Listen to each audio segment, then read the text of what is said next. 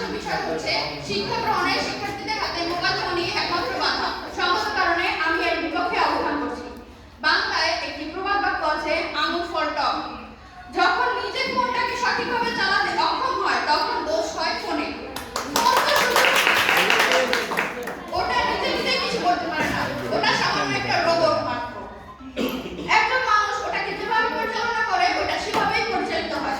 সব সৃষ্টিরই একটা ভালো দিক একটা খারাপ দিক রয়েছে, কিন্তু ভালো খারাপ ডিপেন্ড করে তার অপোজিট মানুষের উপর, যে সে ওই জিনিসটাকে কিভাবে নেবে। সেক্ষেত্রে ফোনেরও ভালো খারাপ দুটোই আছে। ফোন যে চালাবে তার উপর নির্ভর করে যে সে ফোনটাকে কোন দিকে পরিচালনা করবে।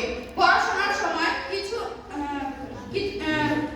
আমরা বইতে সহজভাবে খুঁজে পাই না, তখন মোবাইলে একটা সার্চ দিলেই সহজে সমস্যার সমাধান হয়। এতে আমাদের সময়ের অপচয় অনেকটা কমে যায়।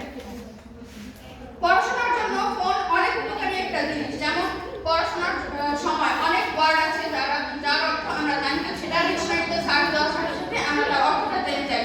তাতে আমাদের ওটা মনে থাকে এবং বইতে অনেক তাড়াহুড়ো করে খুঁজতে হয় না।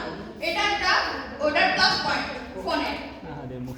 ফোন দিয়ে এখন মানুষ ঘরে বসেই বাইরের জগৎটাকে চিনতে পারে। মানুষ পৃথিবীর সর্বত্র যোগাযোগ করতে পারে ফোনের মাধ্যমে। ফোন যদি না করতো তাহলে আপনি কিভাবে অনেক দূর দূরান্তের আত্মীয় স্বজনের সাথে কথা বলতেন? যোগাযোগের জন্য ফোন একটি অন্যতম মাধ্যম। একটু আগে আমাদের বিপক্ষের বিজ্ঞ বন্ধু বলেছিলেন যে এখন কোনো শিক্ষার্থীকে যদি জিজ্ঞেস করা হয় যে তুমি ভবিষ্যতে কি হবে, সে তখন বলে নায়িকা হব বা টিকটকার হব। যার মানসিকতা যেমন সে তেমন ভাবে এগিয়ে যাচ্ছে। আগেকার দিনেও নায়ক নায়িকা ছিল আর এখনকার দিনেও নায়ক নায়িকা আছে। আগেকার দিনেও ডক্টর ইঞ্জিনিয়ার ছিল, এখনের যুগেও ডক্টর ইঞ্জিনিয়ার প্রফেশনই আছে। যার যেমন মেন্টালিটি সে তেমন ভাবেই তার পড়াশোনা এগিয়ে নিয়ে যাচ্ছে বা তার প্ল্যাটফর্ম এগিয়ে নিয়ে যাচ্ছে। আবার আমাদের বিপক্ষের বন্ধু বিজ্ঞ বন্ধু বলেছিলেন